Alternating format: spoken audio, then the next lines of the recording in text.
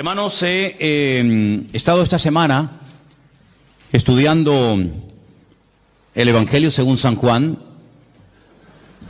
y me he quedado realmente sorprendido de la joya que tenemos en nuestras manos, sinceramente. Seguramente alguien te habrá dicho en alguna ocasión, cuando le has preguntado, ¿y por dónde empiezo a leer la Biblia? Generalmente se suele decir, por el Evangelio según San Juan. Y yo no sé si lo decimos porque lo consideramos un evangelio muy sencillo, y como una persona está empezando y no sabe nada de la Biblia, pues empieza por San Juan. Pero alguien dijo en cierta ocasión que el Evangelio según San Juan es tan sencillo y tan fácil de entender que cualquier niño podría leerlo y entenderlo sin ningún problema. Pero al mismo tiempo también se ha dicho que es un evangelio tan profundo que puede volver loco a un auténtico teólogo, a un auténtico estudiante o indagador de verdades profundas. El Evangelio según San Juan es una auténtica joya, una auténtica maravilla. Les animo a que lo lean, tiene 21 capítulos, es muy fácil de leerlo, un par de capítulos por día, aunque te aseguro que en cuanto empieces a leerlo te vas a enamorar, porque es un libro completamente diferente. Completamente diferente. De hecho, cuando vas a una escuela bíblica a estudiar la asignatura llamada los Evangelios, Mateo, Marcos y Lucas se llaman los Evangelios sinópticos y se estudian los tres juntos. Pero hay una clase para estudiar aparte, el Evangelio según San Juan, porque es, ya te digo, completamente diferente a los demás otros evangelios. Es el último que se escribió. El primer evangelio que se escribió fue Mateo, más o menos en la misma época en la que se escribió el Evangelio según San Lucas. Tiempo más tarde se escribió el tercer evangelio, el que lleva el nombre de Marcos, y 70 años después de la muerte y resurrección del Señor Jesucristo, es decir, ya rozando el año 100 después de Cristo, Juan decide también contar en la historia de Jesús. Pero, como dijimos la semana pasada, cuando leíamos y compartíamos el capítulo 1, es un evangelio diferente porque no es un evangelio que va dirigido, por ejemplo, a los judíos. Alguien ha dicho que si un no judío en aquella época le caía en las manos el evangelio según San Mateo, seguramente de entrada se iba a aburrir. Porque uno de los juegos, digo entre comillas, favoritos de los judíos es el tema de las genealogías. Retroceder en el tiempo, en la historia, y recordar cómo se llamaba su padre, su abuelo, su bisabuelo, su tatarabuelo, y es algo que lo llevan en la sangre, es algo que lo han mamado desde pequeño, ¿no? Y en el Evangelio según San Mateo encontramos en el primer capítulo una enorme genealogía que va pues desde los tiempos de Abraham hasta el mismísimo Señor Jesucristo. Pero eso a un gentil, a un griego, le aburriría. No le llamaba para nada la atención, pero como fue escrito para los judíos, a los judíos eso les fascina, ¿no?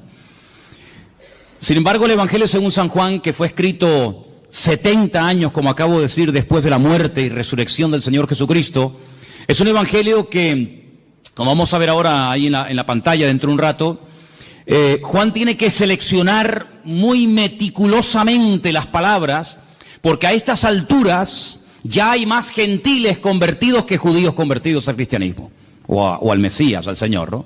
Por lo tanto, el vocabulario tiene que ser diferente, porque hay términos que para un judío significan una cosa y para un gentil significan otra o simplemente no significan nada. La palabra Mashiach, Mesías, prácticamente es una palabra inexistente en el Evangelio según San Juan, es una palabra que no aparece mucho, y Juan escoge palabras como por ejemplo vimos el domingo pasado la famosa palabra logos, ¿os acordáis? Juan capítulo 1, porque el logos para el griego era el que había hecho el universo, el que le daba orden, el que ponía todo en su sitio, el que hacía que todo funcionara, y entonces él utiliza esa palabra que era muy conocida en el mundo de la filosofía griega, y la emplea, y entonces él dice, el logos, ese que ustedes llaman el logos, el creador, que no tienen ni idea de lo que están hablando, yo voy a hablar de él. Y presenta a ese logos como el creador del universo, presenta al logos como encarnado. Hoy hemos cantado una parte de una canción que hablaba acerca del verbo se hizo carne, Y vemos cómo Juan es una persona que no solamente tiene que seleccionar muy bien las palabras que va a utilizar, porque la audiencia, los lectores a los cuales va a llegar el Evangelio, son personas que no tienen mucho conocimiento de la Biblia, son gente que viene de un trasfondo pagano, de idolatría, un mundo de mitología griega. Entonces él tiene que ser muy cuidadoso en esto, sino que además tienen que tener presente, y cuando sepan esto van a entender por qué Juan utiliza tantas veces ciertas y determinadas palabras. Ya habían empezado a introducirse en las iglesias herejías, las enseñanzas de los famosos gnósticos, personas que decían Dios no pudo crear el mundo, porque el mundo, el cuerpo, la materia es malo. Por lo tanto, un Dios santo, un Dios bueno, un Dios perfecto no puede tener contacto con el hombre bajo ningún concepto, no puede tener contacto con la materia. Entonces ellos creían que había una serie de, así lo llamaban, emanaciones, ¿verdad? Y Jesucristo era una emanación de Dios que prácticamente no tenía nada que ver con Dios, y entonces él sí, como no era divino, como no era santo, como no era Dios, como no era creador, él sí podía tener contacto con el hombre, él sí podía tener contacto con la materia, porque al fin y al cabo él no era Dios. Y eso es lo que algunos gnósticos creían. Otros creían que este mundo, que ellos consideraban que era pecaminoso, malo, el cuerpo era la cárcel del alma, pues ellos decían que este mundo fue creado por los ángeles caídos. Los ángeles caídos fueron arrojados de la presencia del Señor, y como ellos eran tan malos, pero al mismo tiempo eran tan poderosos, pues ellos fueron los que crearon el mundo, los que crearon la materia, etcétera, etcétera. Sí, permítame la expresión, un cacao, un lío terrible que se estaba metiendo dentro de las congregaciones. Para colmo, había otra tendencia, otra herejía que se había metido con mucha fuerza en la iglesia, y era todo lo contrario. Era que Jesucristo era simplemente un hombre que había evolucionado con una serie de poderes que había ido adquiriendo con el paso del tiempo, pero no tenía nada que ver con la divinidad. Otros creían que Jesús era, como ellos llamaban literalmente, un espíritu descarnado. Un espíritu que cuando lo veías parecía un hombre, parecía un ser humano, pero en el fondo no era un ser humano. Realmente él no comía, no se cansaba, no tenía que dormir, no tenía ningún tipo de sufrimientos, porque era una especie de espíritu que cuando se manifestaba parecía un hombre, pero de hombre no tenía absolutamente nada. Fíjense, ante menudos follones y herejías se encontraba el apóstol Juan, y ahora tiene que presentar un evangelio convincente, claro y directo, y representar o presentar a Cristo de una forma correcta, de una forma adecuada, teniendo en cuenta la cantidad de herejías que ya se habían metido en la iglesia para este tiempo. Ahora, en este evangelio me ha llamado mucho la atención, vamos a poner la primera información en la pantalla. Hay cosas que Juan omite completamente, ni las toca. Tenemos, por ejemplo, ahí, ustedes lo pueden ver, el nacimiento del Señor Jesucristo. Juan ni lo menciona. No es que no crea en él, evidentemente, sino que como vimos la semana pasada, el Evangelio empieza diciendo en el principio era la palabra y la palabra era Dios. Es decir, va antes de Génesis 1.1. Antes de Génesis 1.1, va a la eternidad para demostrar que no solamente Jesucristo tuvo un nacimiento físico, sino que él era un ser eterno, ¿verdad? Creador, que en un momento determinado decide humanarse, decide tomar forma de hombre y venir a este mundo. Por lo tanto, él, el tema del nacimiento, como ya sabe que lo han tocado otros evangelistas, como por ejemplo Mateo, como por ejemplo Lucas, él ese tema no lo toca. Tampoco habla del bautismo, no es algo a lo cual Juan le quiera dar énfasis. No habla de las tentaciones del Señor Jesucristo, que aparecen muy bien explicadas en algunos evangelios. No hace mención a lo que llamamos la última cena, la cena donde Jesús parte el pan y el vino con sus discípulos y establece lo que llamamos el nuevo pacto.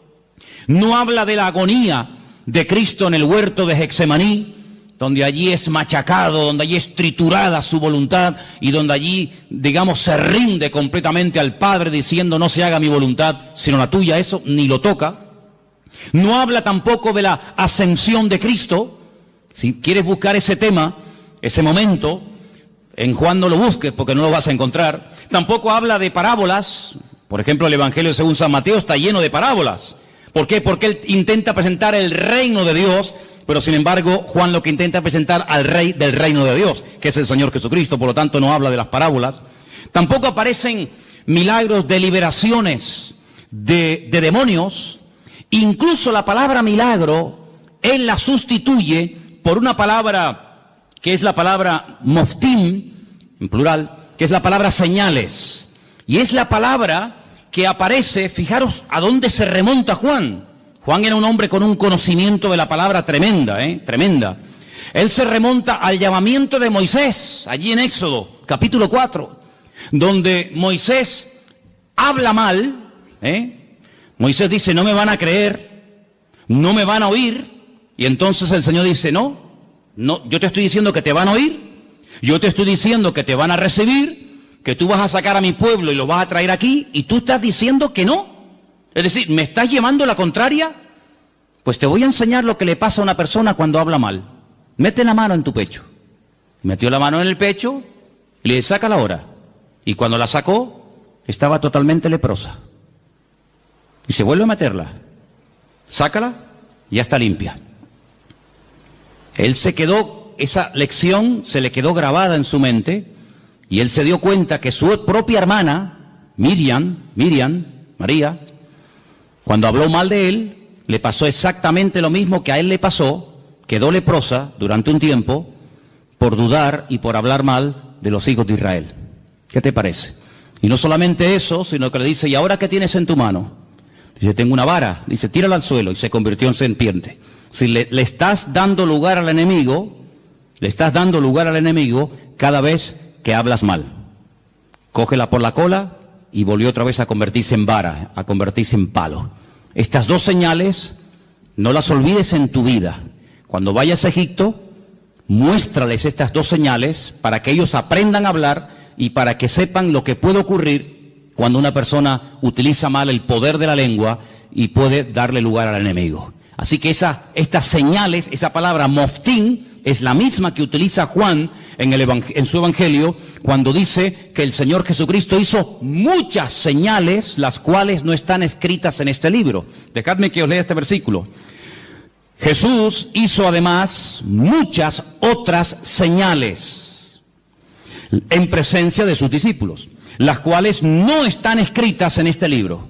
Él lo dice bien claro. Todo lo que Jesús hizo, todo lo que el Señor enseñó, todos los milagros de Cristo no están escritos en este libro.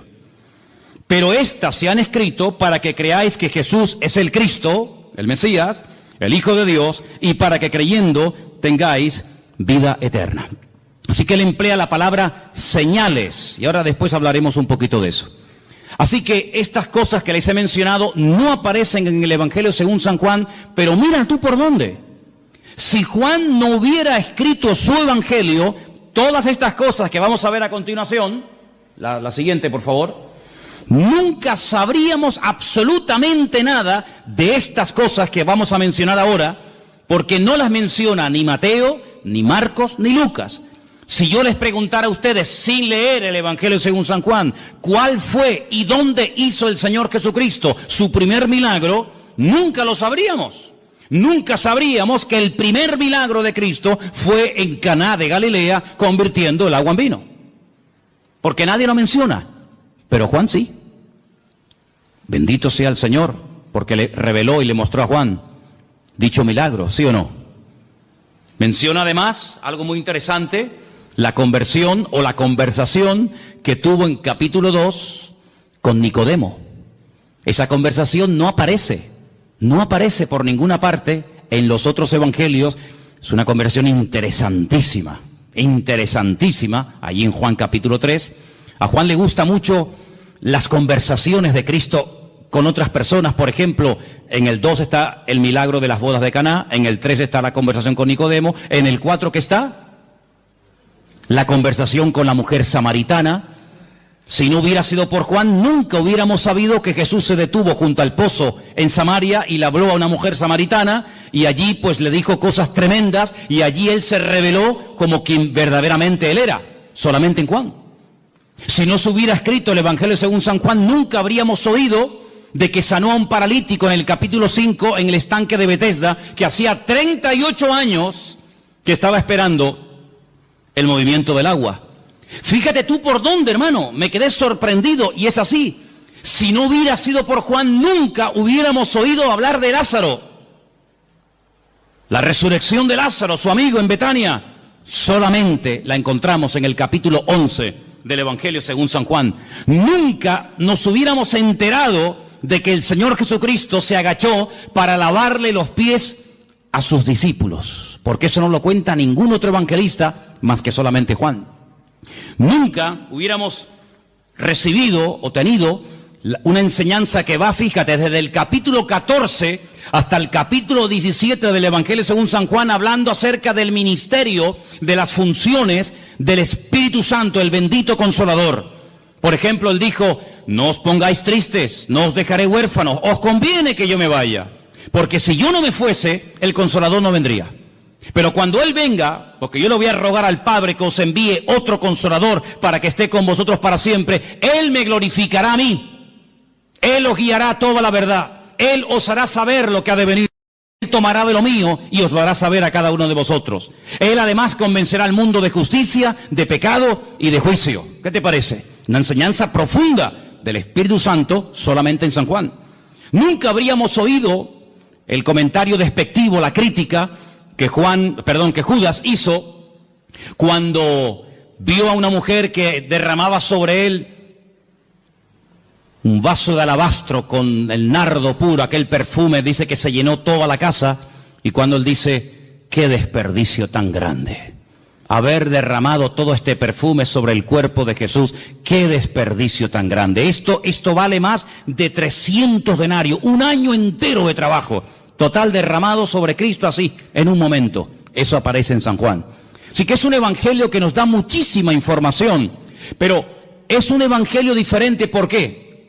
No solamente porque cuenta cosas que ningún otro evangelista contó, sino que los demás evangelistas, Mateo, Marcos y Lucas, nos hablan y se centran fundamentalmente en el ministerio de Jesús en el norte del país, en lo que conocemos con el nombre de Galilea. Él se quedó a vivir durante mucho tiempo en Galilea, sobre todo en la ciudad de Capernaum, el pueblo de Naún, y los evangelios, los 3 primeros, nos cuentan lo que hacía allí. Pero sin embargo Juan cambia de escenario y comienza a hablarnos de cosas que Cristo hacía en el sur del país, en Judea y sobre todo también en la ciudad de Jerusalén. Ahora, es interesante porque en el propósito del libro que hemos leído esta tarde, Juan reconoce que todo lo que el Señor Jesucristo hizo, nunca, ningún autor, ni él mismo, podía haberlo escrito. Hay, por ejemplo, un versículo muy interesante en San Juan, os lo leo, capítulo 21, que dice: hay otras muchas cosas que Jesús hizo. Estamos en el 21-25. Las cuales, si se hubieran escrito una por una, pienso que ni aún en el mundo cabrían los libros que se habrían de escribir. Por lo tanto, el Evangelio según San Juan es un pequeño resumen, no es una obra completa, una enciclopedia de la vida de Cristo, sino es simplemente un pequeño resumen donde él, a propósito, toma o escoge 7 señales y las va a presentar y nos va a presentar a Cristo de una forma muy completa. Pero una cosa que llama mucho en el Evangelio según San Juan es lo observador y la tremenda memoria que Juan tenía. Hay cosas que se pierden con el tiempo, no nos acordamos de lugares, de nombres, cosas que ocurrieron. Sin embargo, vais a ver que Juan, por ejemplo, yo he hecho una lista de cosas que cuenta Juan que demuestran que tenía una memoria tremenda, pero aparte de tener una memoria tremenda, era un hombre muy observador. Por ejemplo, él dice que cuando aquel niño dio aquellos panes y aquellos peces para dar de comer a aquella multitud, ¿os acordáis del milagro, sí o no? Él dice en su evangelio, y por cierto es el único que lo dice, que aquellos panes eran panes de cebada. Qué curioso, ¿no? Son panes de cebada. No son panes de trigo, no son panes de maíz, no son arepas, ¿no? Sino son panes de cebada. Qué curioso, ¿no? Después dice, por ejemplo, que cuando el Señor en una de las ocasiones, calma la tempestad en el mar de Galilea, habían remado 5 kilómetros. Otros evangelistas dicen, después de haber remado un rato, Juan dice, no, un rato no, remamos 5 kilómetros. Qué curioso, ¿no?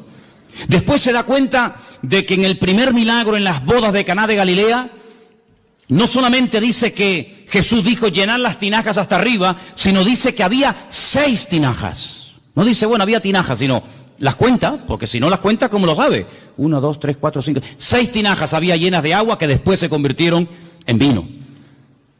Es el único que menciona, fíjate qué detalle tan curioso, esto es una persona muy observadora, pero no solamente observadora, sino que además si no estás allí, tú no te enteras. Porque les quiero decir que el único que se la jugó y que fue valiente y que estuvo al pie de la cruz hasta que murió fue Juan. Y por eso él dice que hay un momento, mientras él está agonizando en la cruz, hay un momento en el que los soldados comienzan a decir, oye, la túnica que lleva puesta este hombre es buenísima.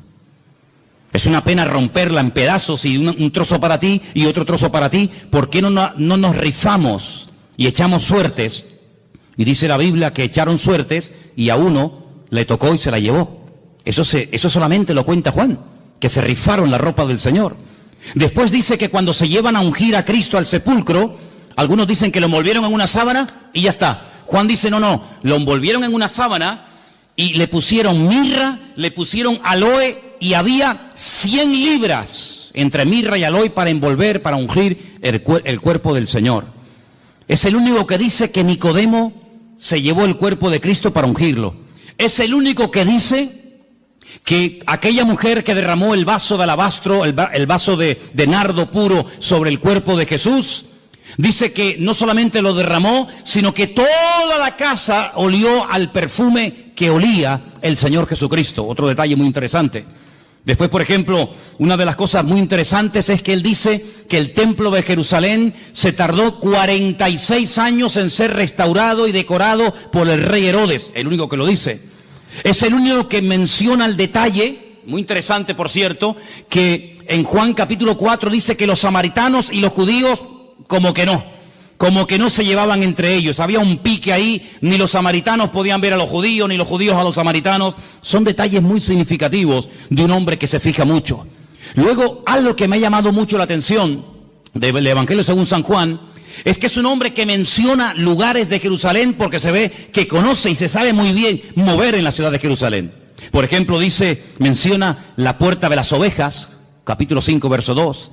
Menciona el estanque de Betesda, capítulo 5, menciona el otro estanque que hay en la otra punta de la ciudad, el estanque de Siloé, capítulo 9, menciona una puerta que se llama el pórtico de Salomón, donde años más tarde o tiempo más tarde iría con Pedro, y allí orarían, ¿se acuerdan? Por el paralítico que estaba allí en la puerta del templo. Es el único que menciona el torrente de Cedrón, ese barranco que divide la ciudad del Monte de los Olivos. Él dice que el Calvario, aquel monte tenía forma de calavera, lo registra también en su libro. Es un hombre, ya digo, tremendamente observador, una persona que conoce la ciudad de Jerusalén y se mueve por ella, diríamos, como pez en el agua. Ahora, en cuanto al tema de las herejías, Juan quería dar una imagen, una visión completa del Señor Jesucristo. Porque en aquellos tiempos estaban, como dije al principio, los que creían que Él no era un hombre, sino una especie de espíritu que se aparecía en forma humana, y estaban aquellos que decían que era tan divino, que no era un hombre. Claro, ¿cómo casar, cómo unir estas dos herejías? Hermanos, a lo largo de la historia, la iglesia, el pueblo de Dios, ha tenido que enfrentarse con un montón de problemas, de todo tipo. Pero algo que el enemigo ha utilizado y seguirá utilizando hasta el final de los tiempos contra nosotros, contra el pueblo de Dios, es tratar de meter sutilmente en las congregaciones lo que llamamos o conocemos con el nombre de herejías. ¿Qué es una herejía? Bueno, vamos a definirlo de la siguiente manera. El diablo sabe perfectamente que cuando uno conoce la verdad, cuando uno tiene un encuentro con él, cuando uno conoce la verdad, pues sabe diferenciar perfectamente lo incorrecto. Ya el ejemplo que hemos puesto en otras ocasiones, aquel hombre que trabajaba en un banco manejando todo el día divisas, manejando todo tipo de monedas. Antes había más que ahora, hoy en día con el tema del euro muchas monedas no existen, pero antes cuando viajabas por Europa, cada país tenía su moneda. y tenías que cambiar franco, tenías que mandar libras, tenías que cambiar pesetas, bueno, ya eso prácticamente ha desaparecido. Pero le preguntaron un día a un hombre que manejaba constantemente divisas. Me imagino que habrás tenido que estudiar muchísimo, ¿no? Hacer muchos cursos para diferenciar los billetes falsos de los verdaderos. Y él dijo, jamás en mi vida yo he hecho un curso para estudiar billetes falsos. Y entonces, ¿cómo sabes diferenciar uno falso de uno verdadero? Dice, porque yo he estudiado muchísimo al billete verdadero.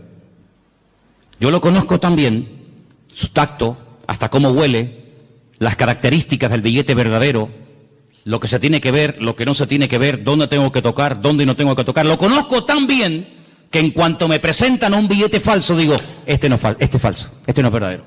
Porque conozco al verdadero. Ahora, si me pongo a estudiar todo lo falso, al final sé que son falsos, pero no conozco al verdadero. Y lamentablemente vemos que hoy en día también hay gente así, han estado un poco de tiempo en los mormones, un poco de tiempo en los Hare Krishna, un poco de tiempo en los Rosacruces, un poco de tiempo con los testigos de Jehová, un poco de tiempo con los evangelistas, un poco de tiempo con no sé quién. Al final tienen un cacao en la cabeza terrible, conocen tantas sectas y filosofía, pero no conocen la verdad. Y Jesucristo no es uno más. Lo que Juan hace es presentar la verdad, porque él dice, la verdad os hará libres. Si yo empiezo a rebatir y a discutir y esto, no, con la discusión no llegamos a ninguna parte. Yo lo que voy a hacer es proponerme, seleccionar una serie de señales, presentaros la verdad de la forma más completa y variada y profunda posible, porque cuando lleguéis a conocer la verdad, cuando lleguéis a intimar con la verdad, os vais a dar cuenta de que lo falso ya no tiene ningún atractivo, ya no tiene ninguna tentación para vuestra vida, porque la verdad no solamente os hará libres, sino que la verdad os hará felices. ¿Cuántos dicen amén? Entonces él presenta a Cristo como la verdad y os vais a dar cuenta que la palabra verdad, verdadero, aparece así, de veces en el Evangelio según San Juan. No hay una palabra que se repita más en este Evangelio como la palabra verdad o verdadero. Tengo aquí una pequeña lista, no están todos, pero para que veáis. Dice, yo soy el pan verdadero, el pan que descendió del cielo. No dice yo soy el pan. Bueno, podría decirlo, pero añade la palabra, yo soy el pan verdadero. Y entonces dice, el pan que comieron nuestros padres en el desierto, pues todos los que lo comieron murieron. Pero el que coma de mí nunca morirá. Después dice, yo soy la vid. Pero no dice solamente yo soy la vid, sino dice yo soy la vid verdadera. Juan capítulo 15, verso 1. Juan 8, 16 dice yo soy el juez, pero el juez verdadero. El juez que imparte verdaderamente justicia. Y os vais a dar cuenta de que aparece la palabra verdad por todo el Evangelio. Encontramos, por ejemplo, en Juan 14, 6, un versículo que todos conocéis de memoria, ¿sí o no? Sí. A ver, ¿qué dice Juan 14, 6? No, ese es 3:16, ese es el 3:16, el 14:6, 14:6. Yo soy el camino, yo soy la verdad y yo soy la vida. Otra vez la palabra verdad, continuamente la verdad, la verdad, la verdad, la verdad. Qué curioso que un día Pilato se le quedó mirando y le dijo, ¿y qué es la verdad? ¿Qué es la verdad? La verdad no es la iglesia evangélica, ¿sabías eso, no? La verdad no es una secta, una religión. La verdad se llama Jesucristo. La verdad se llama Jesucristo. Y teniendo al Señor, podemos discernir entre la verdad y la mentira. Hay algunas congregaciones donde tal vez enseñan cosas que no son 100% verdad. Por eso el Señor quiere que escudriñemos la verdad, que leamos la Biblia, para que sepamos discernir y sepamos separar lo falso de lo verdadero. El apóstol Pablo le decía a Timoteo, quiero que sepas esto y lo tengas bien presente en tu vida, que dice el Espíritu de Dios que en los últimos tiempos, y lo dice claramente el Espíritu Santo, se meterán dentro de las congregaciones herejías, falsas doctrinas, doctrinas de demonios, que parecerán muy bonitas y muy atractivas. Pero para eso tenemos la palabra, para comprobar en todo momento si lo que en mi iglesia se está predicando es la verdad. Y el día que aquí no se predique la verdad, levántese y váyase. No se quede por amor a mí, no se quede por amor a los niños, no se quede por cariño a la hermana o al hermano tal. No, aquí no estamos para vernos las caras, aquí estamos para crecer y conocer y profundizar en la verdad, porque la verdad es la que nos hace libres.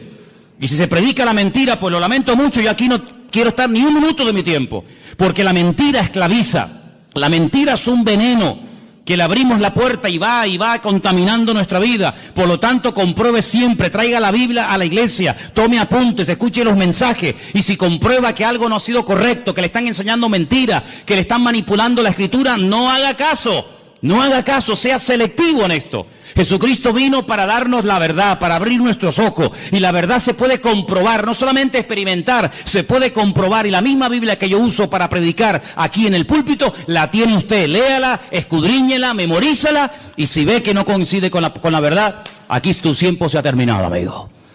Estamos en este lugar para crecer en la verdad. ¿Cuántos dicen amén?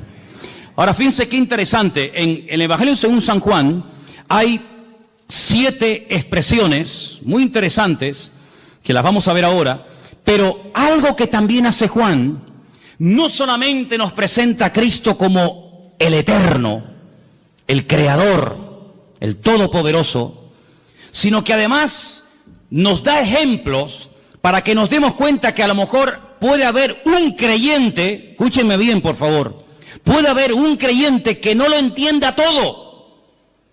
Pero tenemos que tener paciencia con el que no lo puede entender o aceptar todo. Si yo pusiera, vamos a poner un ejemplo, ¿no? Si tuviéramos este salón ahora mismo dividido en dos, tuviéramos este salón dividido en dos, tenemos en el centro, más o menos, ¿no? Tenemos en el centro una especie de cristal, de prisma, y proyectamos un rayo de luz desde ese lado en dirección al prisma. Todos los que están a mano izquierda verían solamente un rayo de luz, pero todos los que están a mano derecha verían 7, en 7 colores diferentes. Si yo les pregunto a los de la mano izquierda, ¿ustedes qué están viendo? Y me dicen, un rayo de luz. ¿De qué color? Blanca. ¿Seguro que veis uno solo? Contarlo bien, sí, uno solo. Vosotros, hermanos, ¿qué estáis viendo? Pues estamos viendo 7 rayos de 7 colores diferentes. Pero ¿cómo puede ser que unos vean 7 y otros vean 1? ¿Quién está viendo la verdad? Todos. Lo que pasa es que unos están a un lado y otros están a otro lado. Y estos, por estar en un lado, ven más que los que están en otra parte. ¿En qué lado te encuentras de tu relación con el Señor? Hay gente que no ve más allá de lo que ven sus ojos, y por eso se hunden. Por eso se desaniman, porque no ven más allá. Y como le dijo el Señor a Pedro, no pones la mira, no pones la mira en los 7 rayos, no pones la mira en las cosas de arriba, sino en las de la tierra. Y claro, cuando uno mira a lo de la tierra se derrumba. Cuando uno mira a lo de la tierra uno se deprime, la fe te la destruye el mundo. Pero cuando tú levantas la mirada, tú ves más allá. Y eso es lo que Juan quiere. No solamente presentarnos al Señor Jesucristo como divino, como creador, como un ser eterno, sino que también lo presenta como humano. Y fijaros las citas que os voy a dar para los que tomen nota, ¿no? En capítulo 2, verso 15, vemos a Cristo enfadado, con un látigo. Comienza a echar fuera a todos los que vendían en su casa y los llama ladrones. Me habéis convertido mi casa en cueva de ladrones. En el capítulo 4, verso 6, te lo encuentras cansado y sediento junto a un pozo, pidiendo un vaso de agua a una mujer samaritana. El verbo hecho carne, cansado del camino, pidiendo agua. Sus discípulos en el capítulo 4, verso 31, le daban de comer, porque lo notaban que era la hora de comer y él no había comido. En el capítulo 11, prácticamente todo el capítulo te lo encuentras llorando, quebrantado, emocionado, identificándose con el dolor de haber perdido a un amigo, a un ser querido. En el capítulo 1 y en el capítulo 8, verso 58, te lo encuentras en su preexistencia, Te lo encuentras que él sabe perfectamente lo que tiene la persona. Por eso Cristo no es un hombre que hace muchas preguntas.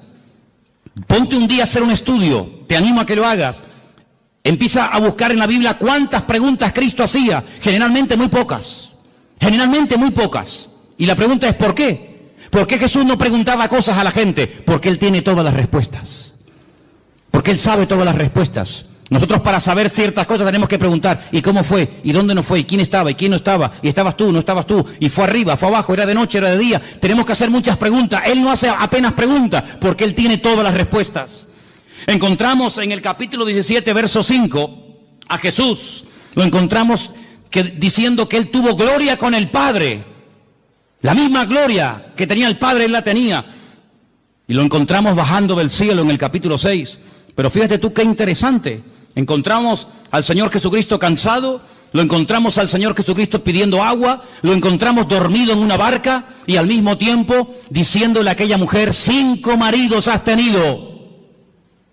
Y el que ahora tienes no es el tuyo. Diciéndole a uno, he aquí un verdadero israelita. Y le dice, pero si nunca nos hemos visto, dice, yo te vi a ti cuando estabas debajo de la higuera.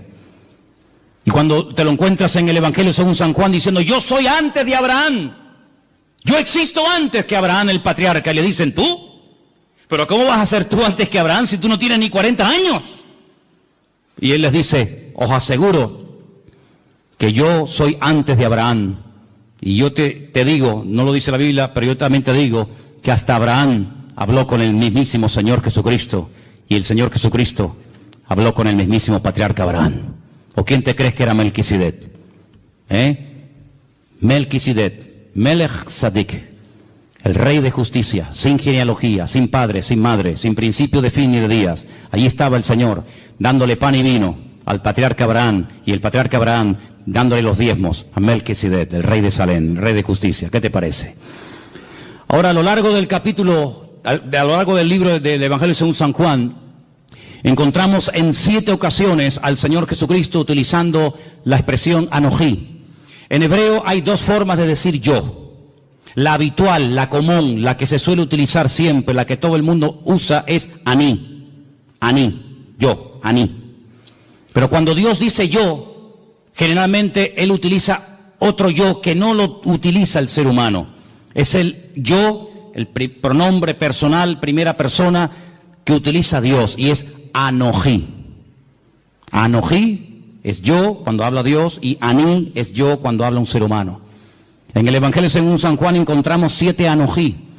Juan 6:48, anojí lejen jaim, yo soy el pan de vida, el pan verdadero. Anojí or haolam, Juan 8:12, yo soy la luz del mundo. Encontramos al Señor diciendo, yo soy la puerta de las ovejas, Juan 10:7. Encontramos en Juan 10:11 diciendo, yo soy el buen pastor. Lo encontramos en Juan 11:25 diciendo, yo soy la resurrección y la vida. Lo encontramos en Juan 14:6 diciendo, yo soy el camino, la verdad y la vida. Y lo encontramos en el 15:1 diciendo, yo soy la vid verdadera. Y todas las veces que dice eso, dice anojí, anojí, anojí. Por eso la gente se quedaba diciendo, ¿pero qué está diciendo? Hoy en esta iglesia ha habido algo impresionante que a mí me ha impactado muchísimo. Y es que se ha cantado y se ha pronunciado el verdadero nombre de Dios. El nombre que habéis pronunciado esta tarde en esa canción, que después la vamos a cantar al final, otra vez más, es el verdadero nombre de Dios. Y ese nombre tiene que ver con la existencia, tiene que ver con la existencia misma. Nadie le ha dado existencia a Él le da existencia a todas las cosas. Pero hay algo muy interesante en el Evangelio según San Juan, y es que nuevamente aparecen 7 ventanas. Fíjate qué interesante, se llaman señales. Yo llamo a 7 ventanas a través de las cuales puede ver más allá. Porque algo que tenemos que tener presente, y Juan lo hace de una forma muy sutil, pero muy bien presentada, es que cuando te habla de un milagro, cuando te habla de algo que hace el Señor, Él te deja como en puntos suspensivos para que tú pienses y veas que no solamente es un milagro, algo que ocurre en un momento puntual del tiempo, sino que es una señal, es una forma de indicarte que detrás de ese milagro hay una manifestación de la gloria de Dios. De hecho, hay momentos en los que el Señor Jesucristo dice que los milagros que hacía, no los hacía tanto por la compasión o porque le daba pena al pobrecito paralítico o el pobrecito ciego, sino que la palabra que se emplea en el Evangelio según San Juan detrás de cada señal o milagro es, esto fue hecho, esto se realizó para la gloria de Dios. Porque un milagro no es algo que solamente suple la necesidad en el momento de una persona, Una persona está leprosa, ¿qué quiere? Pues que se sane la lepra. Una persona está poseída por demonios, ¿qué es lo que quiere? Ser libre de esta atadura espiritual. Una persona no ve y Jesús, ¿qué quieres que te haga? Pues quiero ver, o no puedo caminar, levántate y camina. Sino que el Señor va más allá de la necesidad temporal de la persona. Esto lo hago para la gloria de Dios. Cuando le dicen los discípulos en Juan capítulo 9, ¿y este hombre que no tiene ni ojos, que están huecas las cuencas, no tiene el globo ocular, este hombre, esto es algo terrible. Esto no es normal que una persona nazca con las cuencas de los ojos vacías. El padre tuvo que cometer un pecado terrible, ¿no? Y este es el castigo de Dios, o él mismo. Y Jesús le dijo, ni una cosa ni otra. Este hombre nació así, sin posibilidad de ver. Si a este hombre ni operándolo, el mejor oftalmólogo del mundo no podría devolverle la vista a este hombre, porque este hombre no tiene globo ocular, está hueca, no tiene nada. Yo solamente he visto a un hombre en toda mi vida así. Ciegos hemos visto todos y de vez en cuando pues vemos a algún ciego, pero solamente vi a un hombre en la puerta de Damasco en Jerusalén hace unos cuantos años atrás. Lo vi y me llamó tanto la atención porque tenía la cuenca de los ojos hueca, vacía, no tenía el globo ocular. Así era el problema de este hombre. Y los discípulos nunca habían visto algo semejante. Le dicen, pero, ¿qué pecado terrible tuvo que cometer sus antepasados o él para nacer así? Y Jesús dijo, ¿no sabes por qué este hombre ha nacido así? Ya estamos buscando siempre, perdonen las cuatro patas a los gastos, ¿no? Que si una maldición, que si un trabajo de hechicería, que si el pecado del abuelo, que si una maldición hereditaria. No, mira, quítense todo ese rollo de la cabeza. ¿Saben? Les voy a decir la verdad. ¿Saben por qué este hombre nació así? Para que se manifieste hoy delante de todos ustedes la gloria de Dios. Entonces, ¿qué hace el Creador? ¿Qué hace el Señor? Coge barro, le hace el globo ocular, como una albondiguilla, ¿no? Se la pone en los ojos y le dice, vete a lavarte al estanque de Siloé, que está en la otra punta, allí bajando el torrente de Cedrón. Vete allá a lavarte. El pobrecito va calladito, sin protestar, humilde. Cuando llega al estanque de Siloé, el hombre se quita el barro de los ojos y vuelve viendo. Y los judíos le dicen, pero tú no puedes hacer eso. Hoy es Shabbat, no se puede quebrantar el Shabbat. Y dice, ¿cómo que no? El que me dijo, el que me untó los ojos con barro, él fue el que me dio la orden, discutan con él si quieren. Ese hombre es un pecador, le dicen, es un pecador. ¿Un pecador?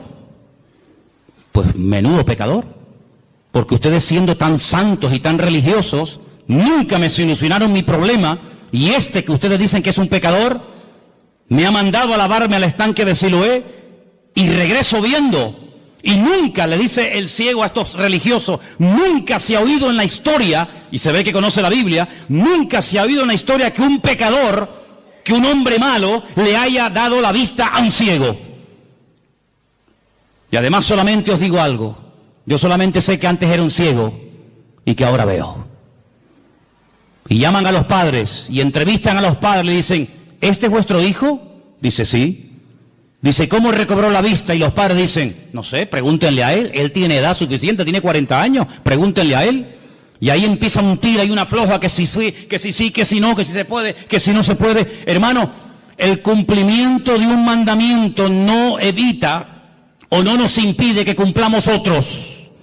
Si yo por cumplir con un mandamiento me olvido de que la Biblia no solamente tiene uno, sino tiene cientos de mandamientos, estoy cometiendo una gravísima equivocación. Estoy haciendo un sobreénfasis sobre algo que ni siquiera prohíbe la Biblia.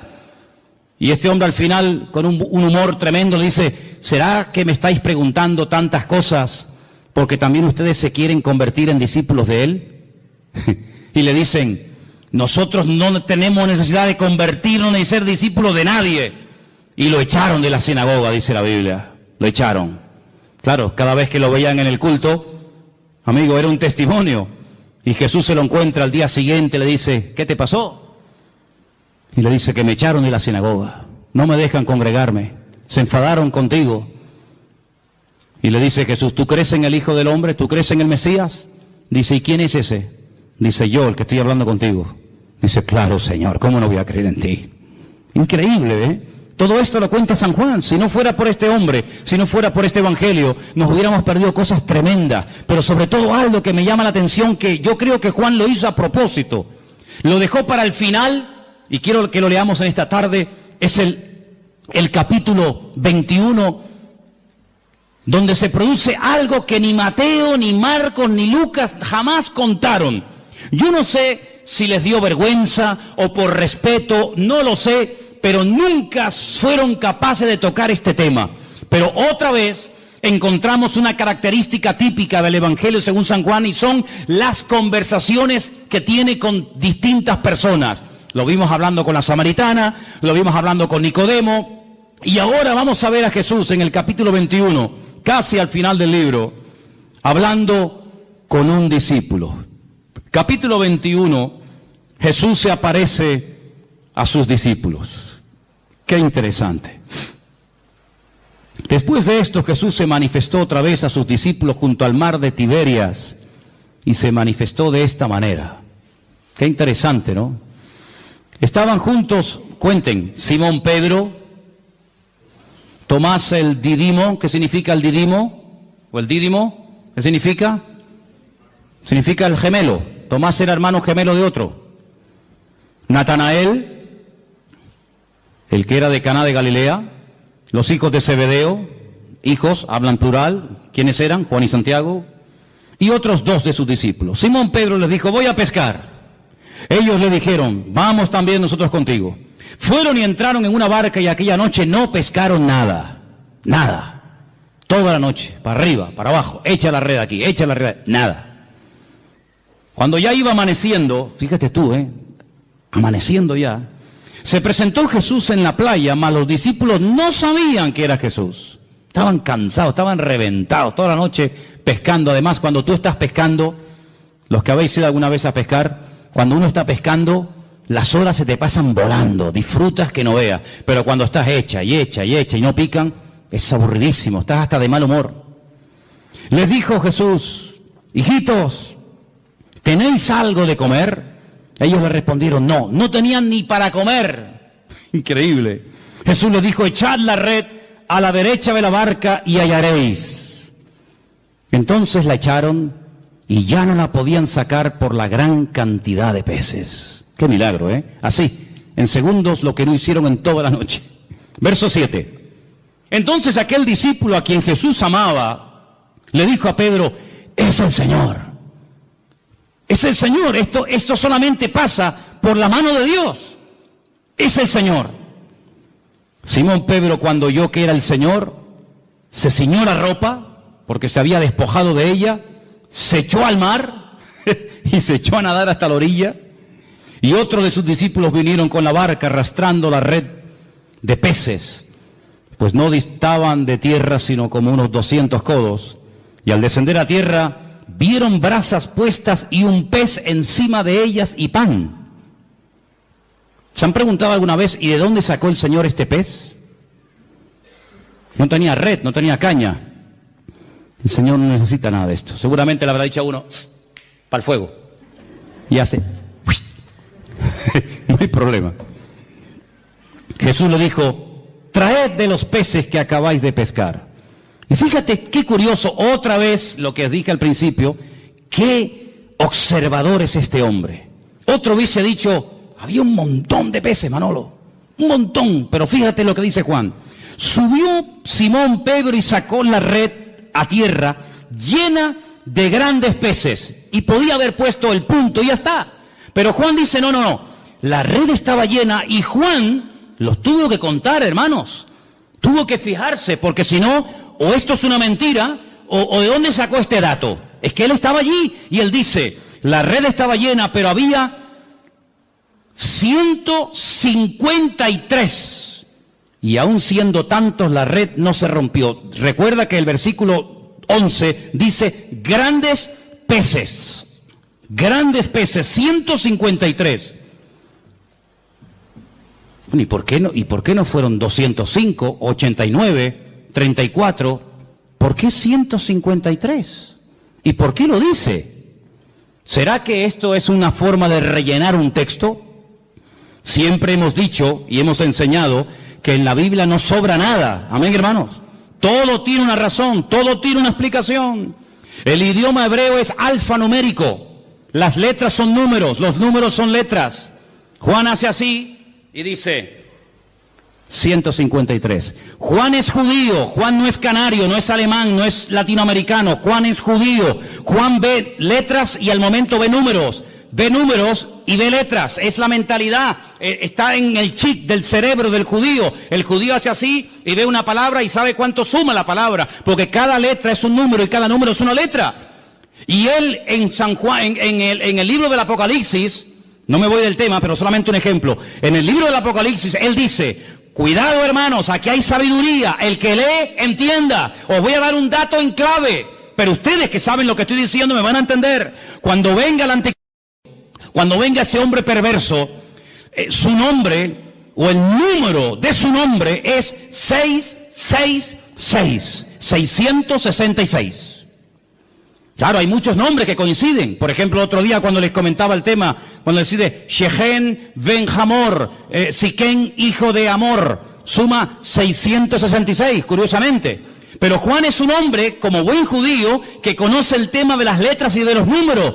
Y él te está dando el valor numérico del nombre de ese político de los últimos tiempos. Pero ahora, volviendo a Juan 21, te dice 153. Y al momento él sabe lo que significa 153. Claro, el que no sabe esto, vos dices, bueno, pues 153, no, espérate.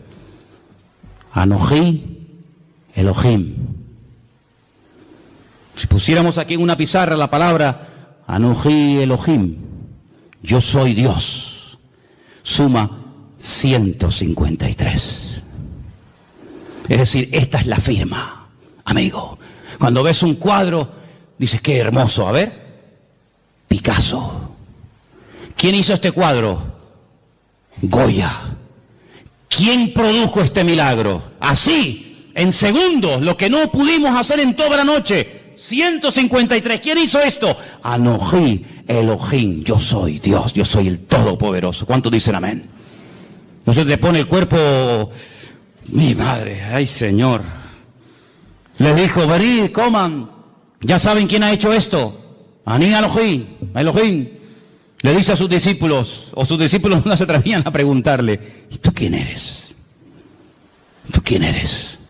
¿Se acuerdan que una vez en la barca, cuando calmó el viento y la tempestad, se empezaron a preguntar unos a otros y dice, ¿quién es este? ¿Quién es? Porque habla muy bien, obra de maravilla, sana enfermos, pero ya calmar un mar en tempestad, eso es algo que nos vuelve locos. ¿Quién es este? Y ahora dicen, ¿quién es? Pero no se atrevían, porque sabían que era el Señor. Vino pues Jesús, tomó el pan, lo dio, asimismo el pescado. Esta era la tercera vez que Jesús se manifestaba a sus discípulos, después de haber resucitado de los muertos. Ahora ya están a gusto, ya están las barrigas llenas, ya han comido.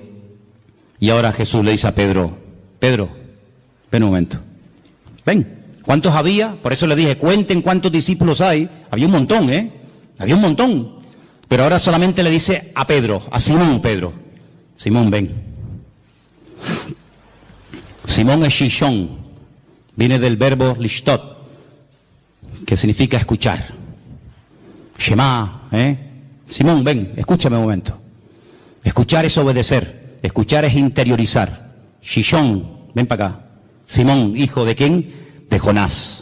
Es una contradicción, tienes un nombre, Pedro, tienes un nombre que es una guerra, llevas una guerra. Shishon, el que escucha a Dios, y Jonás, el profeta rebelde. ¿Cómo puede ser que por un lado oiga y por otro lado seas un rebelde? Ven acá, Pedro, esto no puede ser así. Hay un divorcio, ahí hay una falta de equilibrio en tu vida. Y le dice, Simón, hijo de Jonás, ¿tú me amas más que estos? Y le dice, sí, Señor, sí. ¿Tú sabes que te amo? Y le dice, apacienta mis corderos. Ahora, el Evangelio según San Juan nos llegó a nosotros escrito en griego. En el griego hay 3 palabras para definir la palabra amor. Ágape, eros y fileo. En el texto griego se aprecia lo que en español, no sé en alemán, pero en español no se aprecia. En español es me amas y me amas. Y la respuesta es tú sabes que te amo, tú sabes que te amo, tú sabes que te amo. No notas ahí un juego de palabras, pero aquí hay mucho más que eso. Jesús le dice, Simón Pedro, ¿tú me agapeas? Y Simón Pedro le responde, sí Señor, yo te fileo. No, yo no te estoy preguntando eso. Yo te estoy preguntando si tú me agapeas, si tú me amas a mí como yo te amo a ti. Con ese amor perfecto, ese amor de Dios. Y Pedro le dice, sí Señor, tú sabes que yo te fileo, tú sabes que yo te amo como un amigo. Pero es que yo no te estoy preguntando si tú quieres ser mi amigo. Yo no te estoy preguntando si yo te caigo bien.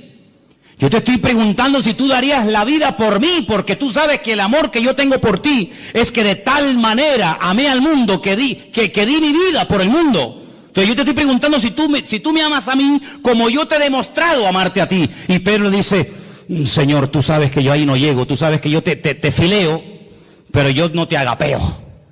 Y entonces al final, cuando el Señor ya se lo pregunta 3 veces, y Pedro capta la idea, y Pedro se da cuenta por dónde van los tiros, le dice en versículo 17, Pedro se entristeció.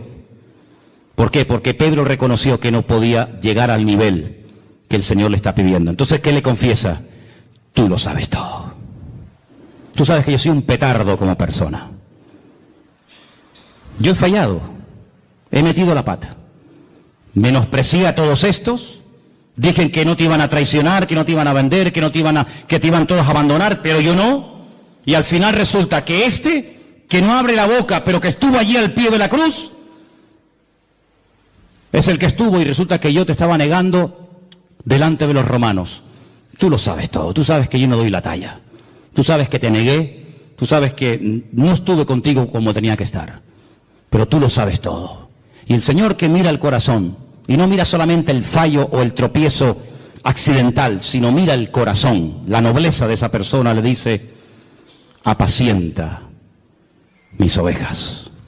Porque de cierto te digo, cuando eras más joven, te ceñías, ibas a donde querías, mas cuando ya seas viejo, extenderás tus manos, te ceñirá otro y te llevará a donde tú no quieras. Y esto dijo, dando a entender con qué muerte había de glorificar a Dios. Y dicho esto, añadió, sígueme. Vemos en el Evangelio según San Juan, ¿te imaginas que hubiera terminado en el capítulo 20? ¿Te imaginas que hubiera terminado en el capítulo 21, verso 14? Que el Evangelio terminara así, lee el 14. Esta era la tercera vez que Jesús se manifestaba a sus discípulos y después de haber... Cerramos el Evangelio y todos estaríamos tan contentos, ¿sí o no?, de tener un Evangelio maravilloso. Pero gloria a Dios por el capítulo 21. Porque el capítulo 21 nos muestra que el Señor Jesucristo se va a Galilea, va a buscar, claro, pero es que el Padre también buscó al hombre que le falló. Adán, ¿por qué te escondes? ¿Dónde estás? Y ahora el Hijo, buscando a Pedro, llamándolo, como llamaba el Señor, el Padre, el Creador, el universo, llamaba al primer hombre. Ahora es el Hijo, ¿verdad?, buscando a Pedro para restaurarlo, para darle otra oportunidad, para ponerlo otra vez en primera línea, para decirle, apacienta mis corderos, y además te voy a dar un premio increíble, Pedro. Te voy a dar la mejor jubilación que se le puede dar a un predicador en toda la historia. Y el premio es que te voy a dejar morir como yo morí. Menudo premio, ¿no? Te voy a dar el privilegio de morir crucificado como yo. Y así me vas a glorificar a mí. ¿No dices que me amas? Pues si me amas hay que demostrarlo, amigo. Y así murió Pedro. Así murió Pedro. Pero antes fue restaurado.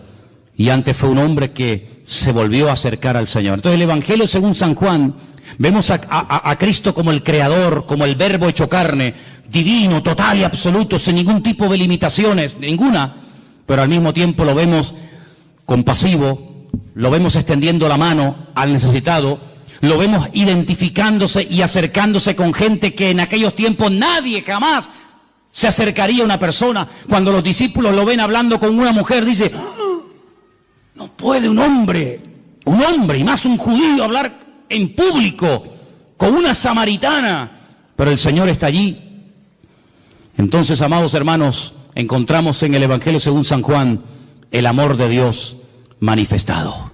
Y si esto fuera poco, cuando Juan hace así, te dice, ahora te voy a decir cómo es el Señor. Juan capítulo 2, convierte el agua en vino, en buen vino, el Señor de la calidad. Juan capítulo 4, lo vemos al Señor sanando, vete a tu casa, tu criado está sanado, el Señor del espacio. Lo vemos en el capítulo 5, ¿cuánto tiempo llevas ahí? 38 años, levántate y anda, el Señor del tiempo. Juan capítulo 6, multiplicando los panes y los peces, lo poco hace mucho, el Señor de la cantidad. En el 2 era la calidad, en el 6 es la calidad. En el 6 lo vemos al Señor calmando la tempestad, el Señor por encima de la creación no lo domina, la creación se somete al Creador, a Él, al Eterno. En el capítulo 9, ¿quién pecó? Este o su padre, la mala suerte, la desdicha, no, este milagro es para la gloria del Señor. Capítulo 9, el Señor de la gloria. Y el examen final, capítulo 11, déjalo como está, ya huele. 4 días lleva ahí dentro, no mueva, deja las cosas como están. El Señor dice, ¿no te he dicho que si crees verás la gloria de Dios? Capítulo 11, yo soy la resurrección y la vida, y ahora lo voy a demostrar. Lázaro, sal fuera. Y Lázaro salió fuera porque es el autor de la vida. Y con estas 7 señales, son 7 ventanas a través de las cuales puede ver lo grande que es nuestro Dios. ¿Necesitas algo? Seguro que en una de estas señales te sientes identificado. Seguro que en una de estas 7 ventanas donde Juan proyecta la gloria y la majestad y la singularidad del Señor, te sientes identificado y puedes apropiarte de cada una de ellas. Porque el Señor Jesucristo no termina en el Evangelio según San Juan crucificado, agonizando dentro de una tumba, comido por bichos, por gusanos, no. En el Evangelio según San Juan el Señor Jesucristo termina vivo, resucitado de entre los muertos. Y por eso dice en uno de los Evangelios, no busquéis entre los muertos al que vive, porque Él ha resucitado. ¿No es una maravilla el Evangelio según San Juan? ¿Sí o no? Dale un aplauso al Señor en esta tarde. Y léelo durante toda la semana. Gózate, aleluya. Disfruta de este Evangelio. Es una maravilla tenerlo en nuestras manos. Cierra tus ojos, por favor. Cierra tus ojos ahí donde estás. Bendito sea el nombre del Señor. Qué regalo tan maravilloso el Señor nos hizo. Qué regalo tan extraordinario. Bendito sea Dios. Muchas cosas hizo el Señor, sí. Juan lo dice, pero si crees en estas que te acabo de contar, tendrás vida eterna en su nombre. Y en esta tarde, Señor, te damos gracias porque hemos conocido la verdad y la verdad nos ha hecho libres. Aleluya. Gracias, Señor. Gracias. La verdad no se puede comprar con dinero. No nacemos conociendo la verdad. La verdad tiene nombre, hay que buscarla. A veces la verdad cuesta encontrarla porque buscamos en caminos equivocados. Pero cuando buscamos adecuadamente, la verdad sale a la luz. Y si buscas la verdad, búsquela en las páginas de la Biblia. En la Biblia encontrarás al Dios verdadero, al Dios vivo, al Dios todopoderoso,